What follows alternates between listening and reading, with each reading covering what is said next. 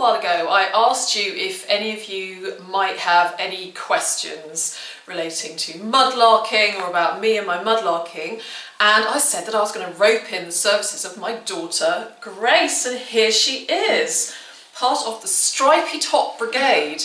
And so this is Grace, my daughter. Some of you may have seen her in one of my previous videos where she acted out the role of somebody. Do you remember that? Yeah. For a little historical bit of research I was doing about one of my finds. And Grace, I've taken Grace mudlarking since she was a very little girl. And do you have great memories of mudlarking, Grace? No. You don't. I've always threatened Grace to do mudlarking birthday parties for her, and she's always quite horrified at that. But you did enjoy it a bit, didn't you? Yeah. Did enjoy it a bit. I will tell you one thing though, Grace used to sabotage the best mudlarking trips by going floppy and flopping in the mud. Do you remember that? Yeah. Yeah. Anyway, I'm hoping that eventually the love of mudlarking will come back. So don't hesitate to encourage your children to go treasure hunting and searching. They might go through this awkward kind of teenage phase of not liking it, but I'm sure that she'll love it again eventually. Anyway, to the point. Thank you very much, Grace, for agreeing to be the interviewer today. And you have a few questions, don't you? I will endeavour to answer them as quickly as possible. So the first question is from Stevie Blair. Yeah. He says, I always wondered how you started in mudlarking and how did you discover it? Right, how did I start? Well, when I came to London in about 1998, I didn't actually know that mudlarking was a thing. I grew up in Cornwall. I loved to beachcomb along the beaches there and collect shells and driftwood and things like that.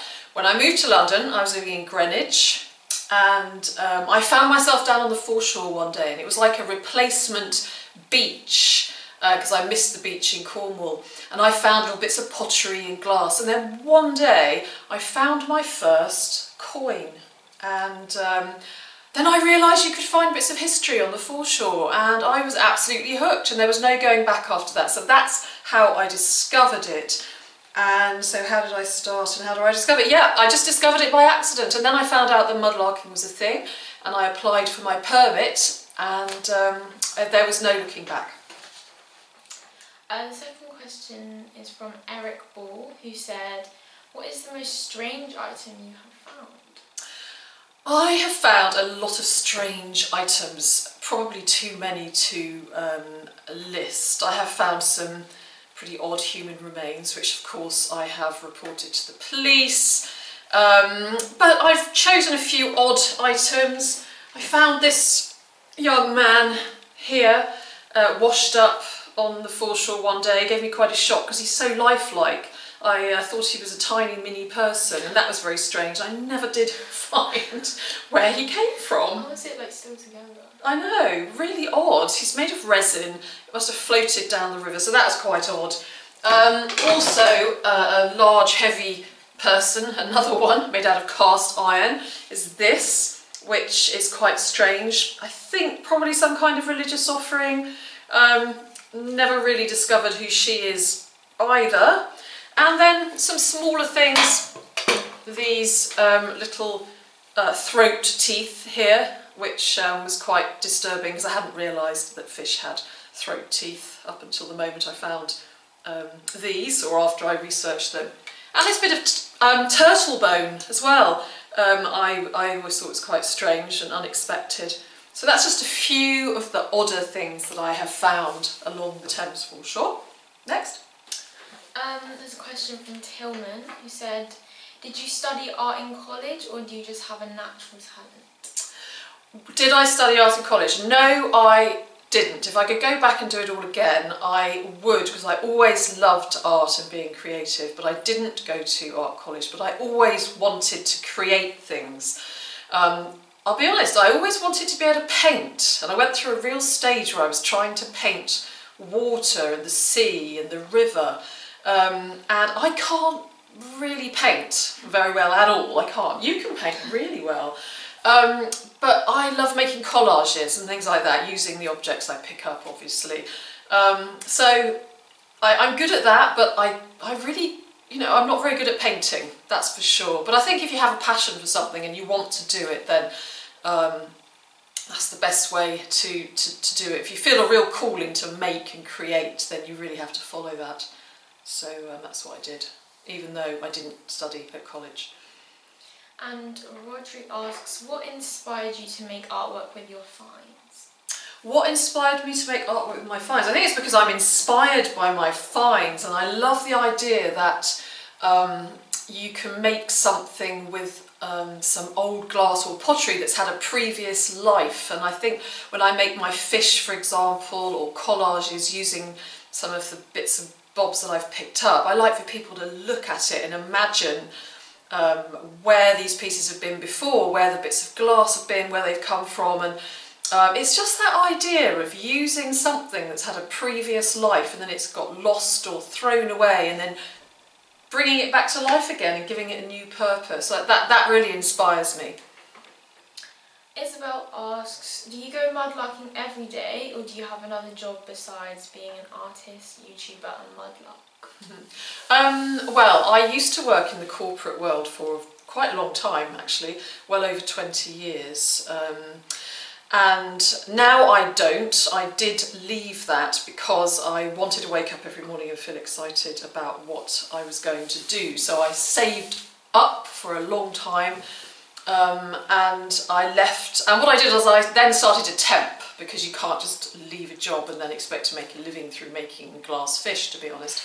And so now I do a bit of temping, I make my glass fish, I do that kind of thing really, and obviously I've had to make big changes to when I was working in the corporate world, but it's well worth it just to wake up and feel that I'm doing something that I'm passionate about and that I love. And eventually I'd love to not do any temping whatsoever, but occasionally that's what I do to make ends meet. But my first love is creating, and of course that involves going mudlarking because I pick up the pottery and old nails and bits and pieces to make collages. That was a very rambling answer, sorry about that. Alyssa Rose asks, what is your most prized mudlarking find? My most prized mudlarking find? Well, my favourite mudlarking finds are always those that I can link to somebody, so it's definitely not the most valuable thing or even the most attractive looking thing. I've got a few favourite finds, but I think my favourite find, because it really has so much behind it, is this little brass tag which came off of a suitcase probably belonging to Fred Jury, a World War I soldier, and when I started researching him, because his name's on there, I found out all about his life, and so that for me sort of encapsulates the whole essence of mudlarking, finding something in the mud which then opens up a storybook. So that's one of my favourite, but I have to say as well that one of my absolute favourite finds is just behind me here, and it is my 17th century onion bottle, which I absolutely adore. I just adore that. And I also love my Queen Elizabeth I silver half crown, which is just so special with the profile of Queen Elizabeth on. But you know what, I think all my finds are my favourite finds, and it changes from day to day, but my top find is probably my World War I luggage tag. Okay, Robin asks, how much time do you actually spend in any given mudlark, and how often do you go out? Okay, well, I have a Tide app on my phone, and I check the week ahead or 2 weeks ahead and make a note of any particularly good low tides. Of course, summer is better because you can sometimes go twice a day because you get 2 low tides in daylight on occasions. So if there's a particularly good tide, I'll make a note of it and make sure that I'm going to go down to the river that day. And I tend to arrive at the river 2 hours before the tide has gone out so that I can chase the tide out. And then I usually have about an hour or so when the tide starts to come back in. So probably a good 3 to 4 hour trip. And if the tides are good, I'll go 3 or 4 times a week. And if they're not so good, maybe once a week, or maybe not at all. It really depends on the time of year and the tides. But I go as much as I can, really. Binty Bad News asks, what is on your always wanted to find list? Oh, what's on my always wanted to find list? Gosh, there's lots of things I'd like to find. One of the things I would love to find is a whole Bartman jug or a Bellarmine jug, preferably one which has been transformed into a witch bottle, which would be a large stoneware jug from the 1700s with some things in that people have put in back in the 17th century to ward away sort of evil spirits and that type of thing. I mean, I'd love to find out an entire one of those. That would be a dream come true. Apart from that, something with a name on it, again, that I can link to a person. I'm particularly keen to find a real forget-me-not token that a prisoner may have made before being transported to Australia. Of course, Simon found one a couple of years ago, but it wasn't actually authentic. It was made by an artist. So it was still very interesting, but I'd love to find a real one. That would just be something very, very special. Ray Grimes asks, when will you apply for a digging permit like funds for the Thames foreshore? Oh, when will I apply for a digging permit like Fines? Well, Simon is a member. You what? Fines. Oh, okay, no, Fines. My good mud buddy Fines. He is a member of the Society of Thames Mudlarks, and they are able to dig down further than the standard permit mudlarks, like myself. I think they're allowed to go down 1 or 1.3 metres, something like that, and I can go down 3.5 inches, I think 7 centimetres. Well, the answer to that is I'm not going to apply. I don't feel the need to. I'm happy scraping down 3.5 inches. I don't feel the need to dig any further than that. So for the time being, I'm certainly not about to apply to be in the Society of Thames Mudlarks. I think obviously it would be very special to be part of that society. I know there's a very long waiting list because there's a limit of people, a number of people that can be in it. But I'm very happy with my standard permit, very happy. Andrew T asks, what will you do with your finds when the studio is full? When the studio is full, what will I do with my finds? Well, don't worry, because I have another room just over there which I can gradually start moving things into the lounge. So I will gradually start by stealth putting things in there, so sort of stealthily that you won't even notice. So I still got a little bit of room, so I'll cross that bridge when I get to it. Ken D asks, your videos are always so professionally made with beautiful scenes and music. Do you edit them yourself, and how long does that take? Oh, who asked that? Ken D. Oh, Ken D. Thank you very much, Ken D. Thank you. They're always professionally made with beautiful scenes. Oh, that's very kind. Well, actually, if you go back and look at some of my first videos, like I have done recently, I'm a little bit embarrassed because I had no idea how to edit at all. I used to make films on my phone. I didn't even know how to cut the footage at all. And so it was really a learning process. I used to use Windows Movie Maker. Now I use Movavi.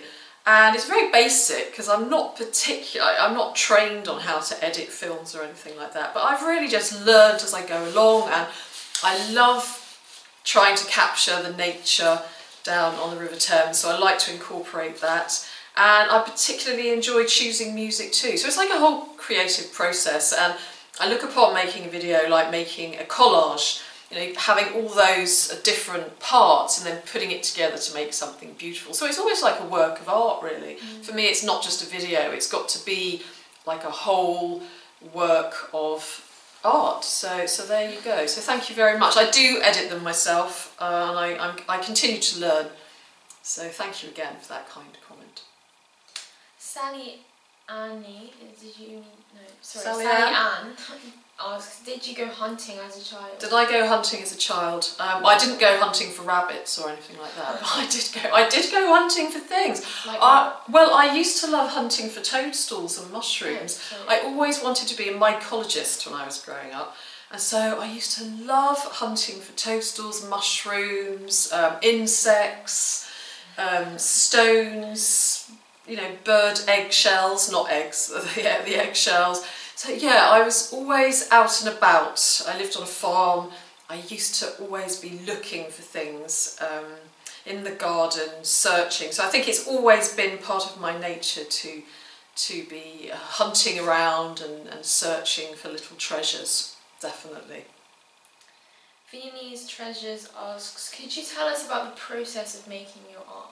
The process of making my art starts for me when I'm out collecting the things I use. For example, when I'm going to make a glass fish, I have to collect the material myself. I could never buy pieces of glass, for example, on eBay to use because it would just spoil the process. It has to be me that collects it, then I bring it home, I wash it, then I sort of lay it out and look at it for a while, and then I play around with it a bit like a jigsaw puzzle until something comes together. For my other collages, sometimes I might see a piece of metal and think, oh, that would make a really good bird head or something, and so I'll create something just because of that piece. I mean, it's really like playing and just using your imagination, and I think for me now, doing something like that after having spent such a lot of time working in a rather mundane office job, it's just such a huge pleasure. I'm just able to re-find that childish creativity. It's just a lot of fun. Gretchen asks, is there any requirement to turn in any sort of antiquities, or do you get to keep everything? Do you get to keep everything you find? Okay, so is there any requirement to turn in any sort of antiquities, or do you get to keep everything you find? Yeah, there's absolutely a requirement. There's the Portable Antiquities Scheme, and it's a really important part of being a mudlark is to record your finds with the Portable Antiquities Scheme and your finds liaison officer at the Museum of London in our case, because then it enables them to register the finds on a database and build up a picture of what was going on in London, where and when and where things were found. So if you find something generally that's over 300 years old, if it's of significant historical importance, or if it's treasure, for example, then you take it along to your museum visit. Usually tend to go maybe 3 or 4 times a year, and then the finds liaison officer will decide whether he wants to record it, and then if they want to keep it. I've never had anything kept by the museum, and usually they give the object back to you, but they keep it for a while to record it and write down all the details, and then you have a nice database that you can look at with your finds all recorded. So it's a very important thing to do, and it's good for everybody. Ms. and Monkey asks, are you overwhelmed when you look at all the items you have found, thinking, whatever am I going to do with all of this? Sorry. Am I overwhelmed when I look at all the items I've found? No, I never get overwhelmed with it. I actually really love coming in here and sitting here being surrounded by everything. When I was a child, I always wanted to have like a laboratory with all my things in, my jars of toadstools and my found snail shells and things, and I think I found it now later on in life. This is a bit like what I envisaged when I was a child, so it's surrounding myself with these things that I love, and so the more things the better, because I can sit here and see something different every time. So no, I don't get overwhelmed. I do sometimes get overwhelmed with chaotic things. I'm more likely to get overwhelmed with Grace's untidy bedroom than I am with my organised chaos in my studio. July asked, do people mudlark in other rivers? Why not Seine? The Seine in Paris. In Paris. What is special about the Thames? So do people mudlark in other rivers? Why not the Seine? Well, that's a good question, but of course we are very fortunate because the Thames is tidal, and so when the tide goes out, the mud is revealed, and every tide is different, and that's when we're going down looking for history. And the River Seine, of course, is not tidal, so who knows what treasures lies beneath the Seine. I'm sure there are some wonderful artefacts, but because it's not tidal, we're not going to find out. So rivers and estuaries that are tidal, I'm sure people do search, but certain rivers, they don't have the possibility that we do, like the Thames, and that's why it's so special, because it is the largest archaeological site in the UK outside when the tide is out, so possibly one of the largest archaeological sites in the world. One of those two things. If you Google that, you'll find out which, but that's largely the reason why the River Thames is so special, because it's tidal, and it goes right the way through London, so it's had all that activity going on around it all the time. I hope you're learning a lot from all of this.